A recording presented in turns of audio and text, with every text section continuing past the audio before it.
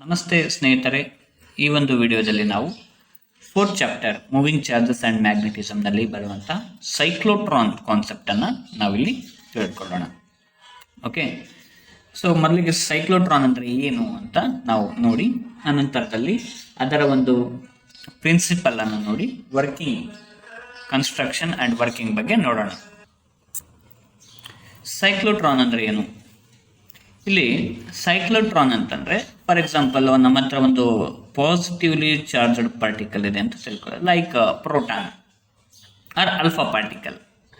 Okay, so proton ಆಗಿರ್ಬೋದು ಅಥವಾ alpha particle ಆಗಿರ್ಬೋದು, ಪಾಸಿಟಿವ್ಲಿ ಚಾರ್ಜ್ಡ್ ಪಾರ್ಟಿಕಲ್ ಇದೆ. ಇದರ ಒಂದು ಸ್ಪೀಡನ್ನು ನಾವು ಇನ್ಕ್ರೀಸ್ ಮಾಡಬೇಕಾಗಿದೆ, ಅಂದರೆ ಇದರ ಕೈನೆಟಿಕ್ ಎನರ್ಜಿನ ಇನ್ಕ್ರೀಸ್ ಮಾಡಬೇಕು. ಈ ಸ್ಪೀಡನ್ನು ಇನ್ಕ್ರೀಸ್ ಮಾಡೋದು ಹೇಗೆ? ನಾವು ಅದಕ್ಕೆ ಸ್ಪೀಡ್ ಕೊಡೋಕ್ಕಾಗಲ್ಲ. ಅದಕ್ಕೆ ಕೈನೆಟಿಕ್ ಎನರ್ಜಿನ ನಾವು ಬೈ ಕೊಲಿಷನ್ ಮೂಲಕ ನಾವು ಇದು ಕೊಡೋಕ್ಕಾಗಲ್ಲ. ಅದು ತಾನೇ ಅಕ್ಸಲರೇಟ್ ಆಗಬೇಕು. ಅಂದರೆ ಅದಕ್ಕೊಂದು ಡಿವೈಸನ್ನು ನಾವಿಲ್ಲಿ ಕನ್ಸ್ಟ್ರಕ್ಷನ್ ಮಾಡಬೇಕಾಗತ್ತೆ. ಆ ಡಿವೈಸೇ ಏನಪ್ಪ ಅಂತಂದರೆ ಸೈಕ್ಲೋಟ್ರಾನ್. ಅಂದರೆ ಏನು ಮಾಡುತ್ತೆ ಇದು? ಅದರ ಸ್ಪೀಡನ್ನು ಇನ್ಕ್ರೀಸ್ ಮಾಡ್ತಾ ಹೋಗುತ್ತೆ, ಅಂದರೆ ಅಕ್ಸಲರೇಟ್ ಮಾಡುತ್ತೆ. It will accelerates. ಯಾವುದನ್ನು ಅಕ್ಸಲರೇಟ್ ಮಾಡ್ತಾ? ಅಕ್ಸಲರೇಟ್ ಅಂದ್ರೆ ಏನು? ಸ್ಪೀಡನ್ನು ಜಾಸ್ತಿ ಮಾಡ್ತಾ ಹೋಗೋದು. ಓಕೆ, ಸೊ ಅಕ್ಸಲರೇಟ್ ಯಾವುದನ್ನು ಮಾಡ್ತೀವಿ ಅಂದರೆ ಪಾಸಿಟಿವ್ಲಿ ಚಾರ್ಜ್ಡ್ ಪಾರ್ಟಿಕಲ್ಸ್ನ ಅಕ್ಸಲರೇಟ್ ಮಾಡೋಕ್ಕೆ.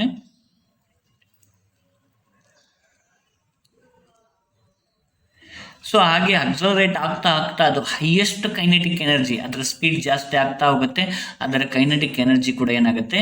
ಇನ್ಕ್ರೀಸ್ ಆಗುತ್ತೆ. It will accelerate the positively charged particles to very high energy.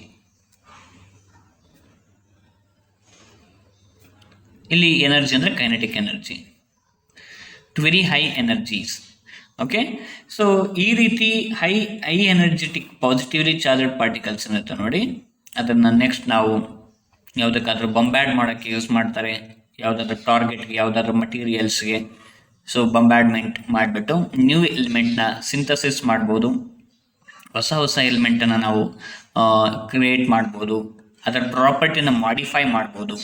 So ಈ ರೀತಿ ಈ ಒಂದು ರಿಸರ್ಚ್ ಪರ್ಪಸಲ್ಲಿ, ಇನ್ ಕೇಸ್ ಆಫ್ ನ್ಯೂಕ್ಲಿಯರ್ ಸ್ಟಡಿಯಲ್ಲಿ, ನ್ಯೂಕ್ಲಿಯರ್ ರಿಸರ್ಚ್ ಏನಿರುತ್ತಲ್ಲ, ಪಾರ್ಟಿಕಲ್ ಫಿಸಿಕ್ಸಲ್ಲಿ ನಾವು ಹೈ ಎನರ್ಜೆಟಿಕ್ ಒಂದು ಪಾರ್ಟಿಕಲ್ಸ್ ಬೇಕಾಗಿತ್ತು ಅಂತಂದರೆ, ಅಂಥ ಒಂದು ಕೇಸಲ್ಲಿ ನಾವು ಈ ಸೈಕ್ಲೋಟ್ರಾನನ್ನು ಯೂಸ್ ಮಾಡ್ತೀವಿ. ಸೈಕ್ಲೋಟ್ರಾನ್.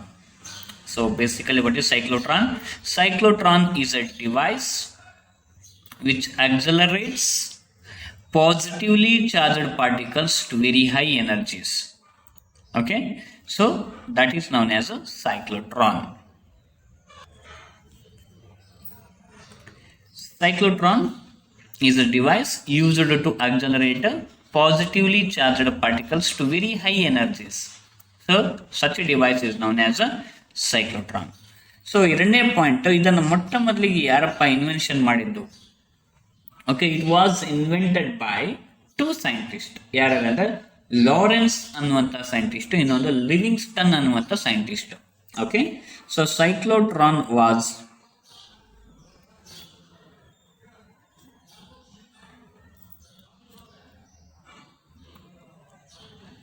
invented by Lawrence and Livingston.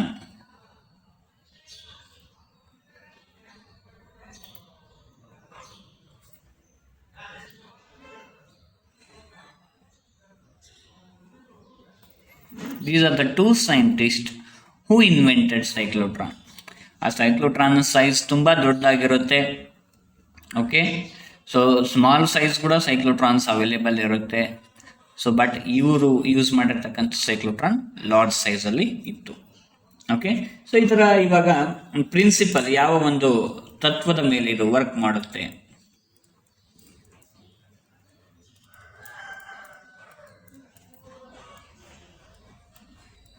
ಪ್ರಿನ್ಸಿಪಲನ್ನು ನಾವು ನೋಡೋದಾಯ್ತಂದರೆ, ಸೊ ಇದರ ಪ್ರಿನ್ಸಿಪಲ್ನ ನಾವು ಆಲ್ರೆಡಿ ಡಿಸ್ಕಷನ್ ಮಾಡಿದ್ದೀವಿ. Motion of a charged particle in a uniform magnetic field perpendicular to the magnetic field ಹೋದಾಗ ಅದು ಸರ್ಕ್ಯುಲರ್ ಪಾತ್ ಆಗಿ ತಿರುಗುತ್ತೆ. ಅಲ್ಲಿ ನಾವು ರೇಡಿಯಸ್ ಬಗ್ಗೆ ನೋಡಿದ್ವಿ, ಅಲ್ಲಿ ನಾವು ಟೈಮ್ ಪೀರಿಯಡ್ ಬಗ್ಗೆ ನೋಡಿದ್ವಿ, ಫ್ರೀಕ್ವೆನ್ಸಿ ಬಗ್ಗೆ ನೋಡಿದ್ವಿ. ಸೊ ಇಲ್ಲಿ ರೇಡಿಯಸ್ ಅನ್ನೋದು ವೆಲಾಸಿಟಿ ಮೇಲೆ ಡಿಪೆಂಡ್ ಇರುತ್ತೆ, ಟೈಮ್ ಪೀರಿಯಡ್ ಅನ್ನೋದು ವೆಲಾಸಿಟಿ ಮೇಲೆ ಡಿಪೆಂಡ್ ಇರುವುದಿಲ್ಲ, ಇಂಡಿಪೆಂಡೆಂಟ್ ಆಗಿರುತ್ತೆ. So time period of revolution of the charged particle is independent of its speed and radius of its orbit. Radius ಮೇಲೆ ಡಿಪೆಂಡ್ ಇರಲ್ಲ ಮತ್ತು ಸ್ಪೀಡ್ ಮೇಲೆ ಡಿಪೆಂಡ್ ಇರಲ್ಲ. ಟೈಮ್ ಪೀರಿಯಡ್ ಅದೇ ಪ್ರಿನ್ಸಿಪಲ್ ಮೇಲೆ ಇದು ವರ್ಕ್ ಮಾಡುತ್ತೆ. So cyclotron works on the principle that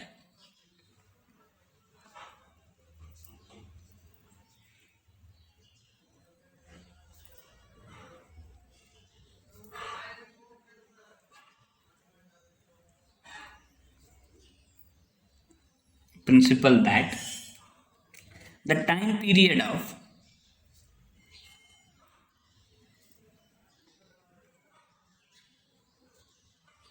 revolution of charged particle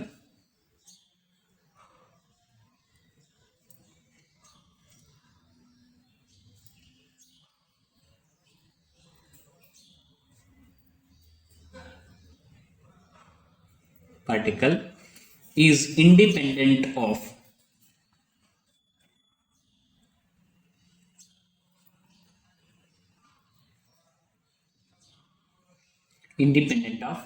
its speed and radius of orbit.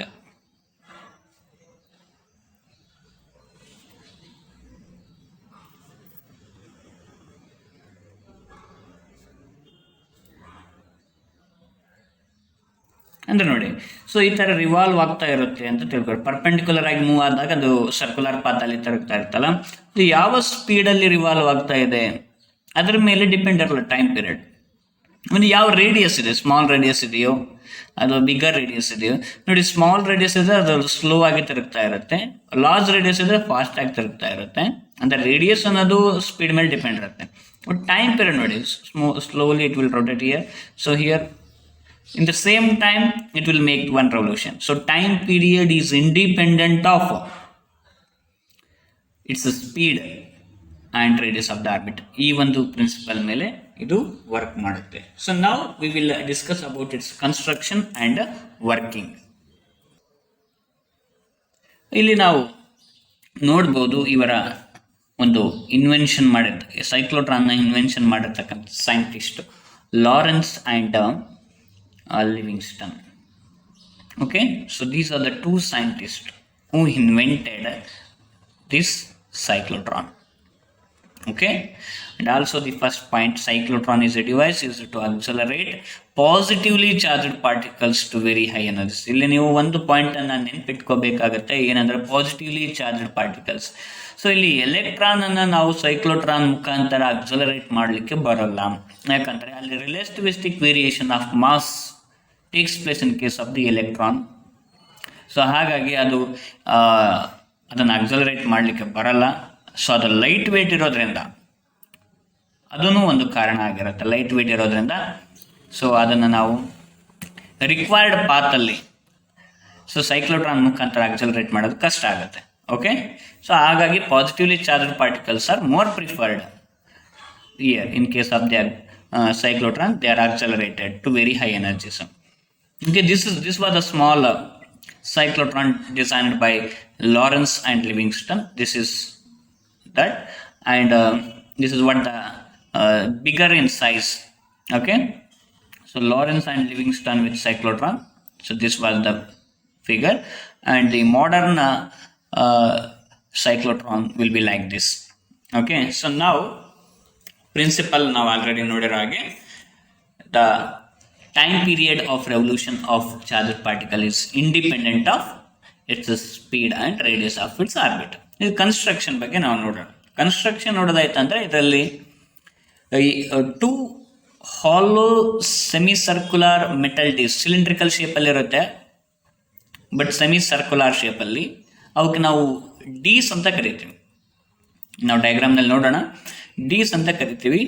ಆ ಡೀಸ್ಗೆ ಎರಡು ಡಿ ಇರ್ತವೆ, D1 and D2. So cylindrical shape, ಅದನ್ನು ಒಂದು ಸಿಲಿಂಡರ್ನ ನಾವು ಒಂದು ಸಿಲಿಂಡ್ರಿಕಲ್ ಬಾಕ್ಸ್ ಅಂತ ನೀವು ಕನ್ಸಿಡರ್ ಮಾಡಿ. ಸೊ ಅದನ್ನು ಎರಡು ಭಾಗ ಮಾಡಿ. ಸೊ ಈ ರೀತಿಯಾಗಿರ್ತಕ್ಕಂಥ ಒಂದು ಸಿಲಿಂಡರ್ನ ಕನ್ಸಿಡರ್ ಮಾಡಿದ್ದು ಸಿಲಿಂಡ್ರಿಕಲ್ ಶೇಪ್ ಇದು. ಓಕೆ, ಸೊ ಇದನ್ನು ನಾವು ಎರಡು ಪಾರ್ಟ್ ಆಗಿ ಈ ಥರ ಎರಡು part, this is one part and this is another part.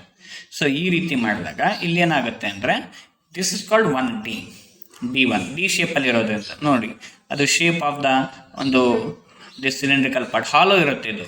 So ಇದು ಒಳಗಡೆ ಎಲ್ಲ ಟೋಲ್ಡ್. ಸೊ ಈ ಭಾಗದಲ್ಲಿ ಇದು ಹಾಲೋ ಇದು. So like this.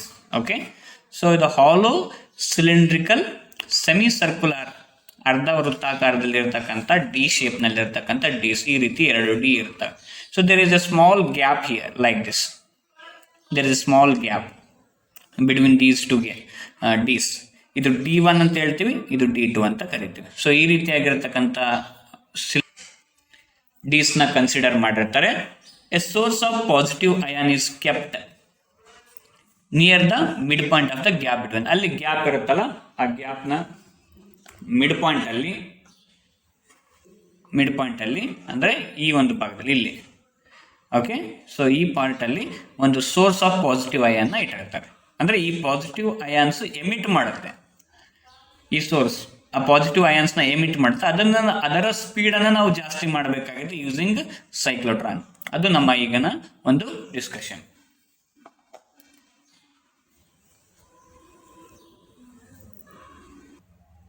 ಇಲ್ಲಿ ನಾವು ಒಂದರ ಪರ್ಟಿಕ್ಯುಲರ್ ಒಂದು ಡಯಾಗ್ರಾಮನ್ನು ನೋಡ್ಬೋದು. ಇದು D, this is called D1, D ಶೇಪಲ್ಲಿರುತ್ತೆ. ಸೊ ಇದೊಂದು ಡಿ, ಇದನ್ನು ಕೂಡ ಡಿ ಶೇಪಲ್ಲಿರುತ್ತೆ. ಇದು D2, ಇದು D1. ಸೊ ಈ ರೀತಿ ಇರುತ್ತೆ. ಸೊ ಇಲ್ಲಿ ಒಂದು ಸೆಂಟ್ರಲ್ಲಿ ಇಲ್ಲಿ ಪಿ ಅಂತಿದೆ. So that is the positively charged ಪಾರ್ಟಿಕಲ್ನ ಸೋರ್ಸ್ ಇದು. ಓಕೆ, ಸೊ ನೆಕ್ಸ್ಟ್ ಏನಾಗಿರುತ್ತೆ ಅಂದರೆ the Ds are connected to high frequency AC oscillator. ಅವೆರಡು ಡಿಸ್ನ ಕನೆಕ್ಷನ್ ಮಾಡ್ತಾರೆ ಹೈ ಫ್ರೀಕ್ವೆನ್ಸಿ ಆಸಿಲೇಟರ್ಗೆ. ಅಂದರೆ ಇಲ್ಲಿ AC ಸೋರ್ಸ್ ಇದು high frequency oscillator. Okay, oscillations ಅಂದರೆ ಸೈನಸೈಡಲ್ ಆಸಿಲೇಷನ್ಸನ್ನು ಪ್ರೊಡ್ಯೂಸ್ ಮಾಡ್ತಕ್ಕಂಥ ಒಂದು ಆಸಿಲೇಟರ್ ಇದು. Okay, so as a result a varying electric field is produced in the gap between the dees. Okay, ನೋಡಿ ಇಲ್ಲಿ ಈ ಗ್ಯಾಪಲ್ಲಿ ನೋಡಿ, ಸಪೋಸ್ ಇದು ಪಾಸಿಟಿವ್ ಇದ್ದರೆ ಇದು ನೆಗೆಟಿವ್ ಇರುತ್ತೆ, ಇದು ಪಾಸಿಟಿವ್ ಇದ್ರೆ ಇದು ನೆಗೆಟಿವ್ ಇರುತ್ತೆ. ಯಾಕಂದರೆ ಇದು ಆಸಿಲೇಟರ್ ಪೊಲಾರಿಟಿ ಚೇಂಜ್ ಆಗ್ತಾನೆ ಇರುತ್ತೆ. ಸೊ ಒಂದು ಪೊಲಾರಿಟಿ ಚೇಂಜ್ ಆಗೋದ್ರಿಂದ ಇದು ಪಾಸಿಟಿವ್ ಇತ್ತು ಅಂತ ತಿಳ್ಕೊಂಡ್ರೆ ಇದು ನೆಗೆಟಿವ್ ಇತ್ತು ಅಂತ ಇಲ್ಲಿ ಗ್ಯಾಪಲ್ಲಿ ಎಲೆಕ್ಟ್ರಿಕ್ ಫೀಲ್ಡ್ ಏನು ಗ್ಯಾಪ್ ಇದೆಯಲ್ಲ, ಈ ಗ್ಯಾಪಲ್ಲಿ ಎಲೆಕ್ಟ್ರಿಕ್ ಫೀಲ್ಡ್ ಪ್ರೊಡ್ಯೂಸ್ ಆಗುತ್ತೆ because of this polarities. Okay, so remember only electric field is produced in the gap. ಗ್ಯಾಪಲ್ಲಿ ಮಾತ್ರ ಏನಾಗುತ್ತೆ ಅಂದರೆ ಎಲೆಕ್ಟ್ರಿಕ್ ಫೀಲ್ಡ್ ಪ್ರೊಡ್ಯೂಸ್ ಆಗುತ್ತೆ. Electric field is not produced inside the dees. Inside the dees ಅಂದರೆ ಅಲ್ಲಿ ಏನು empty space ಇರ್ತಲ್ಲ ಡಿಯಲ್ಲಿ, ಈ ಎಂಟಿ ಸ್ಪೇಸಲ್ಲಿ the electric field is zero because of a phenomenon called electrostatic shielding. ಏನು ಹೇಳುತ್ತೆ ಎಲೆಕ್ಟ್ರೋಸ್ಟ್ಯಾಟಿಕ್ ಶೀಲ್ಡಿಂಗ್ ಅಂದರೆ inside the cavity of A conductor the electric field is zero. ಆ ಕಾನ್ಸೆಪ್ಟನ್ನು ಇಲ್ಲಿ ಯೂಸ್ ಮಾಡ್ತಾರೆ. ಸೊ ಈ ಡಿ ಶೇಪಲ್ಲಿ ಒಂದು ಕ್ಯಾವಿಟಿ ಟೊಳ್ಳಾಗಿರ್ತಕ್ಕಂಥ ಒಂದು ಭಾಗ ಇರುತ್ತೆ, ಇಲ್ಲೂ ಕೂಡ ಟೊಳ್ಳಾಗಿರ್ತಕ್ಕಂಥ ಭಾಗ ಇರುತ್ತೆ. ಸೊ ಇದರಲ್ಲಿ ಎಲೆಕ್ಟ್ರಿಕ್ ಫೀಲ್ಡ್ ಇರೋಲ್ಲ. ಎಲೆಕ್ಟ್ರಿಕ್ ಫೀಲ್ಡಲ್ಲಿ ಶೀಲ್ಡ್, ಈ ಪಾರ್ಟ್ ಏನಾಗುತ್ತೆ ಎಲೆಕ್ಟ್ರಿಕ್ ಫೀಲ್ಡಿಂದ ಶೀಲ್ಡ್ ಆಗಿರುತ್ತೆ. ಹಾಗಾಗಿ inside the dees there is no electric field. Only the electric field exist in this region, that means here, only this ರೀಜನ್ನಲ್ಲಿ ಮಾತ್ರ. ಇಲ್ಲೇನು ಡಿ ಮತ್ತು ಇಲ್ಲೊಂದು ಡಿ ಅಲ್ಲಿ ಎರಡು ಡಿಸ್ ನಡುವೆ ಒಂದು ಸ್ಮಾಲ್ ಗ್ಯಾಪ್ ಇರುತ್ತಲ್ಲ, ಈ ಗ್ಯಾಪಲ್ಲಿ ಮಾತ್ರ ಎಲೆಕ್ಟ್ರಿಕ್ ಫೀಲ್ಡ್ ಎಕ್ಸಿಸ್ಟ್ ಆಗುತ್ತೆ. That is varying electric field ಇರುತ್ತೆ, ಅಂದರೆ ಡೈರೆಕ್ಷನ್ ಚೇಂಜ್ ಆಗ್ತಾ ಇರುತ್ತೆ. ಇಲ್ಲಿ ಯಾವ ರೀತಿ ಚೇಂಜ್ ಆಗುತ್ತೆ, ಯಾವಾಗೆಲ್ಲ ಚೇಂಜ್ ಆಗುತ್ತೆ ಅನ್ನೋದನ್ನು ನಾವಿಲ್ಲಿ ನೋಡೋಣ. ಆ್ಯಂಡ್ ದೆನ್ ನೆಕ್ಸ್ಟ್ ಏನಪ್ಪ ಅಂತಂದರೆ electric field and magnetic field ಕೂಡ ಇರುತ್ತೆ. ಮ್ಯಾಗ್ನೆಟಿಕ್ ಫೀಲ್ಡನ್ನು ಅವರು ಸ್ಟ್ರಾಂಗ್ ಮ್ಯಾಗ್ನೆಟಿಂದ ಪ್ರೊಡ್ಯೂಸ್ ಮಾಡಿರ್ತಾರೆ. A strong magnetic field is perpendicular to the plane of the D is applied as shown in the figure. ಇಲ್ಲಿ ಡಾಟ್ ರಿಪ್ರೆಸೆಂಟೇಷನ್ ಮಾಡಿದ್ದಾರೆ. ಸೊ ಈ ಡಾಟ್ ರಿಪ್ರೆಸೆಂಟೇಷನ್ ಇಂದ magnetic field is perpendicular to the plane of the paper and out of the plane of the paper, ಈ ಡೈರೆಕ್ಷನ್ದಲ್ಲಿ. Out of the plane of the paper ಅಂದರೆ along ಮೈ finger. ಈ ಫಿಂಗರಲ್ಲಿ ನೋಡಿ perpendicular ಆಗಿದ್ರೆ ಈ ಡೈರೆಕ್ಷನ್ದಲ್ಲಿ ಬಂದಿರುತ್ತೆ. ಓಕೆ, ಆ ಒಂದು ರಿಪ್ರೆಸೆಂಟೇಷನ್ ಆಫ್ ಮ್ಯಾಗ್ನೆಟಿಕ್ ಫೀಲ್ಡ್ ಅನ್ನು ನಾವು ಆಲ್ರೆಡಿ ಹಿಂದಿನ ಒಂದು ವಿಡಿಯೋಸಲ್ಲಿ ನೋಡಿದ್ದೀವಿ. ಸೊ ಈ ರೀತಿಯಾಗಿರುತ್ತೆ. ಹಾಗಾಗಿ ಇವು ಎರಡು ಯಾವ ರೀತಿ ಇರುತ್ತೆ ಅಂದರೆ ಮ್ಯೂಚುವಲಿ ಪರ್ಪೆಂಡಿಕ್ಯುಲರ್ ಇರುತ್ತೆ. Electric field will be either in this direction or in this direction. Magnetic field ಯಾವ ಡೈರೆಕ್ಷನ್ದಲ್ಲಿ ಇರುತ್ತೆ ಅಂದರೆ perpendicular to the plane like this, in this direction. So electric field ಈ ಚೇಂಜ್ ಆಗ್ತಾ ಇರುತ್ತೆ. It is varying electric field ಈ direction or ಈ direction. Okay, let us say in this direction. Magnetic field is fixed here. Okay, so in this direction. Okay, so a strong magnetic field using the strong pole pieces of magnets ಈ direction. So ಹಾಗಾಗಿ ನೀವು observe ಮಾಡ್ಬೋದು ಇವೆರಡು mutually perpendicular ಆಗಿರುತ್ತವೆ, electric field and magnetic field. So mutually perpendicular electric field ಅನ್ನು ನಾವು crossed fields ಅಂತ ಕರಿತೀವಿ. ಓಕೆ, ಸೊ ಅಂಥ ಒಂದು ಕ್ರಾಸ್ಡ್ ಫೀಲ್ಡ್ಸ್ ಅಲ್ಲಿ ಈ ಒಂದು ಚಾರ್ಜ್ಡ್ ಪಾರ್ಟಿಕಲ್ನ ಮೂವ್ ಆಗೋದನ್ನು ನಾವು ಸ್ಟಡಿ ಮಾಡ್ತಾ ಇದ್ವಿ. ಆಲ್ರೆಡಿ ನಾವು ವೆಲಾಸಿಟಿ ಸೆಲೆಕ್ಟರ್ ಅನ್ನುವಂಥ ಕಾನ್ಸೆಪ್ಟ್ ಅನ್ನು ನೋಡಿದ್ವಿ, ಕ್ರಾಸ್ಡ್ ಫೀಲ್ಡ್ ಅಲ್ಲಿ ಚಾರ್ಜ್ ಮೂವ್ ಆಗೋದು. ಅದೇ ರೀತಿ ಸೈಕ್ಲೋಟ್ರಾನ್ ಕೂಡ ಅದೇ ಒಂದು concept, motion of the charged particle in the crossed field. ಇಲ್ಲಿ ಕ್ರಾಸ್ಡ್ ಫೀಲ್ಡ್ ಇರುತ್ತೆ. Here the electric field and the magnetic fields are mutually perpendicular to each other, hence they are called crossed fields ಅಂತ ಹೇಳ್ತೀವಿ. Okay, so then we will see about its working. Okay, now we will see how it works actually.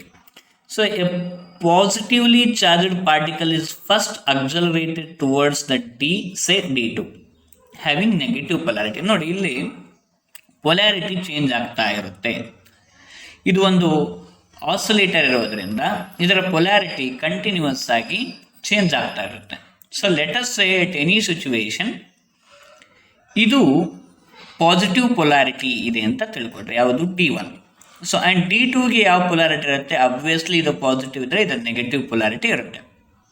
Okay, so negative polarity ಇರೋದ್ರಿಂದ ಏನಾಗುತ್ತೆ, ಇಲ್ಲಿ ಒಂದು positive ಒಂದು charge produce ಮಾಡ್ತಾ ಇರುತ್ತೆ source, ಅಂದರೆ ಕಂಟಿನ್ಯೂಸ್ ಆಗಿ ಎಮಿಟ್ ಆಗ್ತಾನೆ ಇರ್ತವೆ positively charged particles. It's a source of positively charged particle.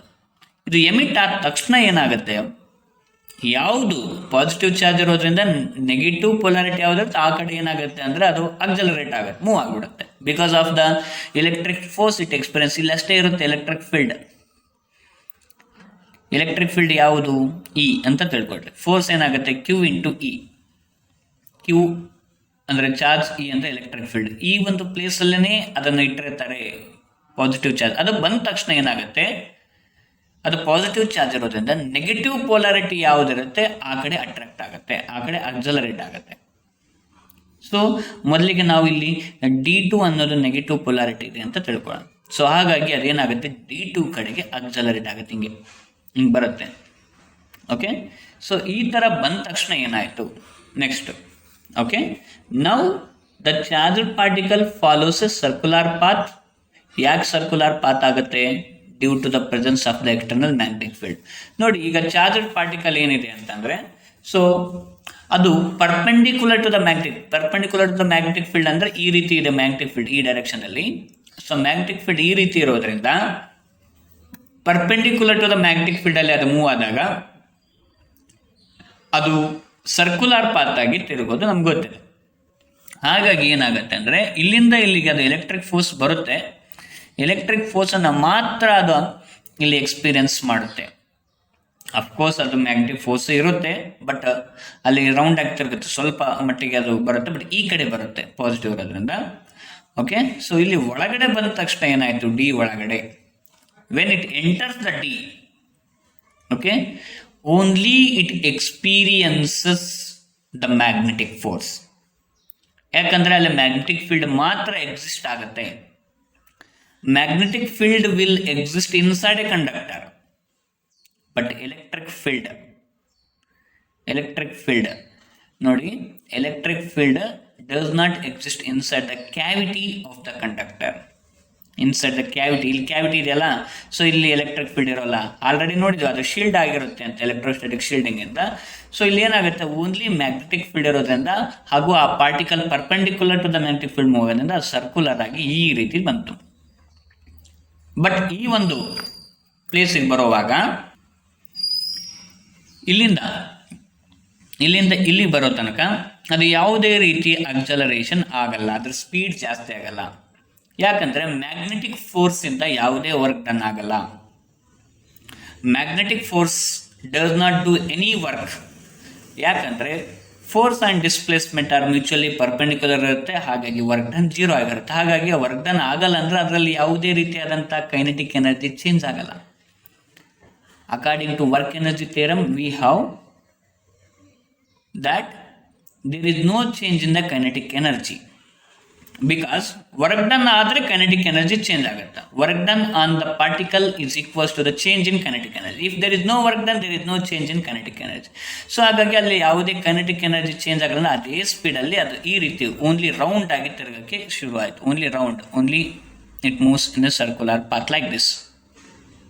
Okay, so ಇಲ್ಲಿ ಬಂದ ತಕ್ಷಣ ಏನಾಗುತ್ತೆ ಅಂದರೆ ಪೊಲ್ಯಾರಿಟಿ ಆಫ್ ದ ಆಸಿಲೇಟರ್ ಏನಾಗುತ್ತೆ, ರಿವರ್ಸ್ ಆಗಿಬಿಡುತ್ತೆ.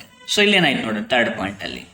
Okay, the frequency of the oscillator is adjusted such that, ಯಾವ ರೀತಿ ಇದನ್ನು ಎಂಥ ಫ್ರೀಕ್ವೆನ್ಸಿನ ಅವರು ಇಲ್ಲಿ ಅಪ್ಲೈ ಮಾಡಿರ್ತಾರೆ ಅಂದರೆ, ಈ ಆಸಿಲೇಟರ್ ಫ್ರೀಕ್ವೆನ್ಸಿ ಎಷ್ಟಿರಬೇಕು ಅಂತ ಆಲ್ರೆಡಿ ಡಿಟರ್ಮೈನ್ ಮಾಡಿರ್ತಾರೆ ಅವರು. ಸೊ ಎಷ್ಟು ಒಂದು ಫ್ರೀಕ್ವೆನ್ಸಿಗೆ ಅಡ್ಜಸ್ಟ್ ಮಾಡಿರ್ತಾರೆ ಈ ಆಸಿಲೇಟರ್ ಅಂದರೆ, such that the polarity of the D is reversed for each of revolution of the charged particle. ನೋಡಿ, ಅದು ಅರ್ಧ ವೃತ್ತ ಈ ರೀತಿ ಮಾಡಿದ ತಕ್ಷಣ ಆ ಪೊಲಾರಿಟಿ ಏನಾಗಬೇಕು, ರಿವರ್ಸ್ ಆಗಬೇಕು. ಅಂದರೆ ಇವಾಗ ಏನಿತ್ತು, ನೆಗೆಟಿವ್ ಇತ್ತು, ಇದು ಪಾಸಿಟಿವ್ ಇತ್ತಲ್ಲ, ಈಗ ರಿವರ್ಸ್ ಮಾಡಿಬಿಡಿ. ಇದು ನೆಗೆಟಿವ್, ಇದು ಪಾಸಿಟಿವ್.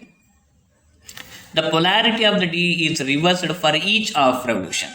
ಸೊ ಇಲ್ಲಿ ಇನ್ನೊಂದು ಪಾಯಿಂಟ್ ಏನಂತಂದರೆ, ಅದು ಯಾವುದೇ ಒಂದು ಟೈಮ್ ಪೀರಿಯಡ್ ಅಂದರೆ ಈ ರೀತಿ ಇಲ್ಲಿ ಬರೋಕ್ಕೆ ಟೈಮ್ ಪೀರಿಯಡ್, ಅದು ಎಂಥ ಒಂದು ರೇಡಿಯಸ್ಸಲ್ಲೇ ಇರಲಿ, ಯಾವುದೇ ಸ್ಪೀಡಲ್ಲೇ ಇರಲಿ. So time period independent of the speed and radius ಅಂತ ನಾವು ನೋಡಿಬಿಟ್ಟಿದ್ದೀವಿ. ಹಾಗಾಗಿ ಅದು ಯಾವುದೇ ವೃತ್ತದಲ್ಲಿನೇ ತಗೊಳ್ಳಿ, ಅರ್ಧ ಒಂದು ಟೈಮ್ ಅಥವಾ ಕಂಪ್ಲೀಟ್ ಟೈಮ್ ಸೇಮ್ ಟೈಮೇ ತೊಗೊಳ್ತೆ. ಅಂದರೆ ಇಲ್ಲಿಂದ ಇಲ್ಲಿ ಬರೋಕ್ಕೆ ಏನು ಟೈಮ್ ತೊಗೊಳುತ್ತೆ, ಇಲ್ಲಿಂದ ಇಲ್ಲಿ ಬರೋಕ್ಕೆ ಅದೇ ಟೈಮ್, ನೆಕ್ಸ್ಟ್ ಇಲ್ಲಿಂದ ಇಲ್ಲಿ ಬರೋಕ್ಕೆ ಅದೇ ಟೈಮ್, ಸೊ ನೆಕ್ಸ್ಟ್ ಇಲ್ಲಿಂದ ಇಲ್ಲಿಗೆ ಅದೇ ಟೈಮ್. ಸೊ ಈ ರೀತಿ ಅದರ ಪ್ರಿನ್ಸಿಪಲ್ಲೇ ಆ ಥರ ಇರುತ್ತೆ. The time period of revolution of the charge particle is independent of what, it's speed and it's radius ಅಂತ. ಸೊ ಇಲ್ಲಿ ಬಂದ ತಕ್ಷಣ ಏನಾಯಿತು, ಪೊಲಾರಿಟಿ ರಿವರ್ಸ್ ಆಯಿತು. ಇವಾಗ ಪೊಲಾರಿಟಿ ರಿವರ್ಸ್ ಆದಾಗ ಇದು ನೆಗೆಟಿವ್ ಆಯಿತು, D1 and D2 is positive. Again ಈ ಗ್ಯಾಪಲ್ಲಿ ಬರಬೇಕಾದಾಗ ಅಕ್ಸಲರೇಟ್ ಆಯಿತು. ಯಾಕಂದರೆ ಎಲೆಕ್ಟ್ರಿಕ್ ಫೋರ್ಸ್ ಇರುತ್ತೆ ಇಲ್ಲಿ, ಎಲೆಕ್ಟ್ರಿಕ್ ಫೋರ್ಸ್ ಇರೋದ್ರಿಂದ ಸೊ ಇಲ್ಲಿ ಏನಾಯಿತು ಅಂದರೆ ಅದು ಅಕ್ಸಲರೇಟ್ ಆಯಿತು. ಅಕ್ಸಲರೇಟ್ ಆದ ತಕ್ಷಣ ಏನಾಗುತ್ತೆ, ಅದರ ಸ್ಪೀಡ್ ಜಾಸ್ತಿ ಆಗುತ್ತೆ, ಸ್ವಲ್ಪ ಸ್ಪೀಡ್ ಜಾಸ್ತಿ ಆಗ್ತಾ ಹೋಗುತ್ತೆ ಇವಾಗ. ಓಕೆ, ಸೊ ಹಾಗಾಗಿ ಇಲ್ಲಿ ನೋಡಿ, now D1 got negative polarity and the charged particle accelerated towards D1 with more speed. ಇಲ್ಲಿ ಸ್ಪೀಡ್ ಜಾಸ್ತಿ ಆಗ್ತಾ ಬಂತೀವ. ಮತ್ತು ಈ ಒಂದು ಡಿಗೆ ಎಂಟ್ರಿ ಆದ ತಕ್ಷಣ ಅಗೇನ್ ಅದು ರೌಂಡ್ ಆಗಿ ತಿರುಗುತ್ತೆ. ಯಾಕಂದರೆ there is no electric force year.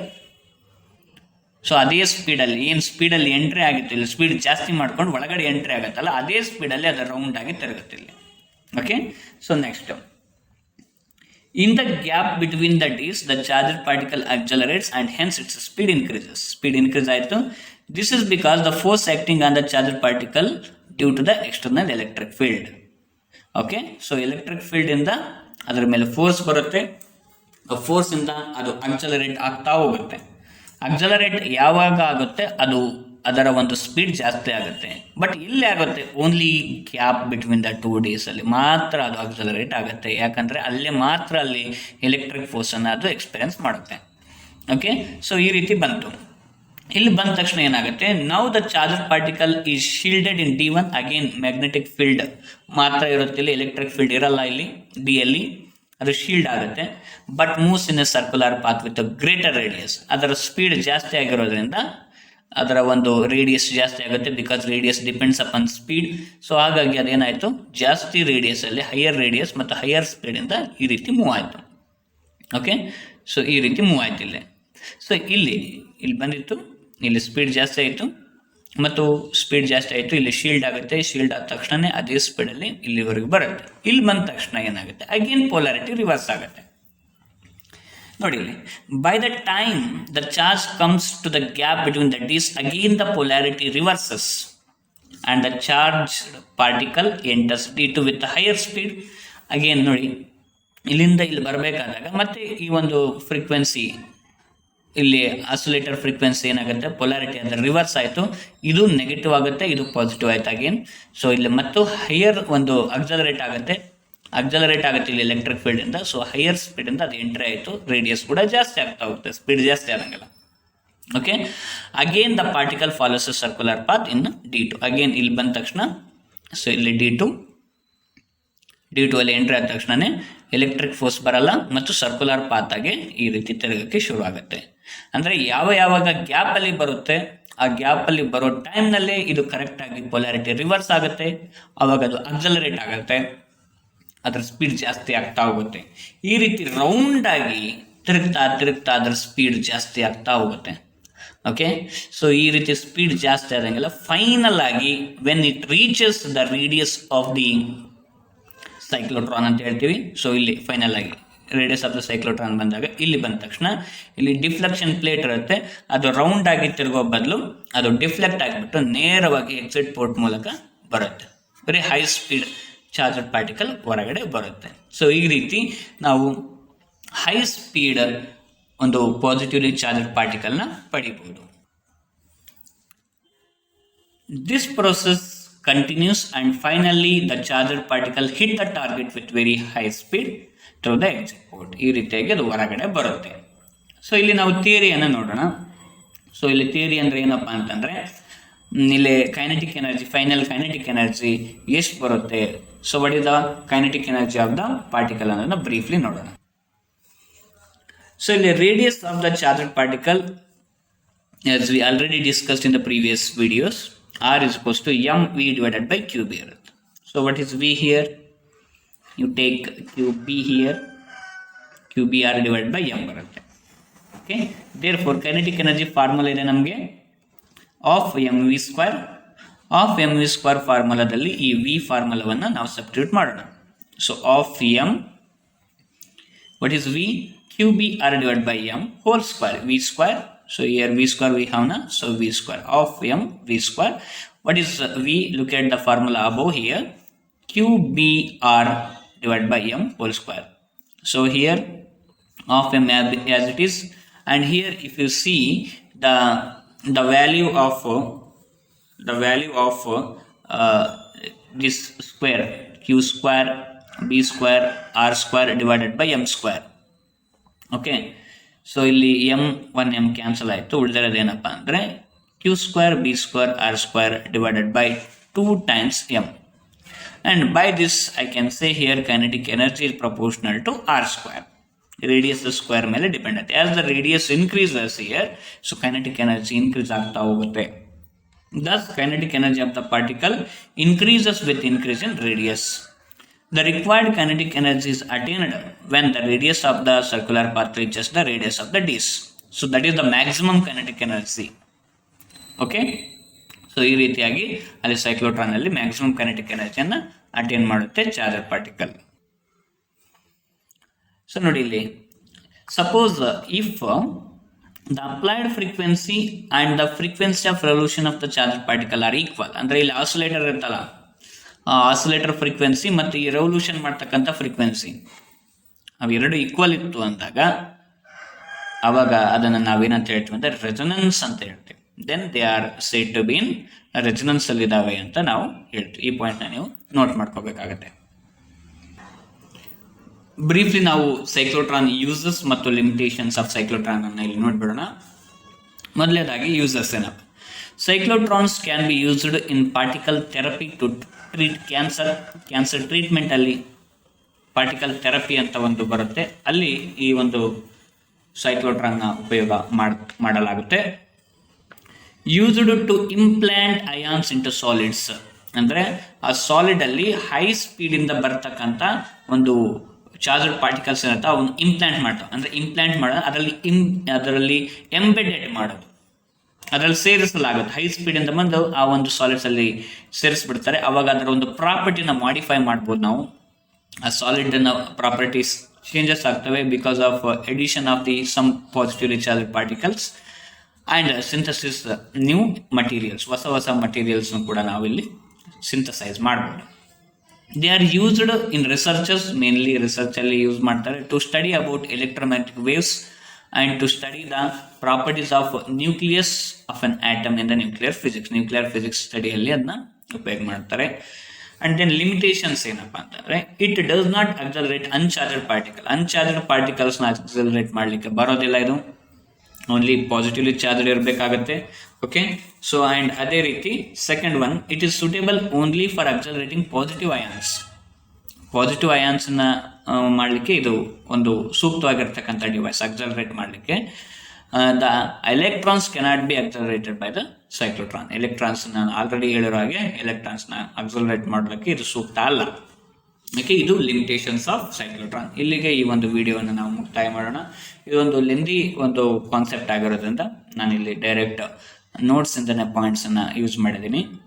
ಇಲ್ಲಿಗೆ ನಾವು ವಿಡಿಯೋ ಮುಕ್ತಾಯ ಮಾಡೋಣ. ಯಾರಿಗಾದರೂ PDF ಫಾರ್ಮೆಟಲ್ಲಿ ಇದೇ ಥರದ ನೋಟ್ಸ್, PDF ಫಾರ್ಮೆಟಲ್ಲಿ ಇದೇ ನೋಟ್ಸ್ ನಾನು ಇಲ್ಲಿ ಏನು ತೋರಿಸಿದ್ದೀನಿ ಅದೇ ಒಂದು PDF ಫಾರ್ಮೆಟಲ್ಲಿ ನಿಮಗೇನಾದರೂ ನೋಟ್ಸ್ ಬೇಕಾಗಿದ್ದಲ್ಲಿ ಡಿಸ್ಕ್ರಿಪ್ಷನ್ ಬಾಕ್ಸ್ನಲ್ಲಿರೋ ನನ್ನ ನಂಬರ್ಗೆ ವಾಟ್ಸಪ್ ಮುಖಾಂತರ ಸಂಪರ್ಕ ಮಾಡ್ಬೋದು. ನಮಸ್ಕಾರ.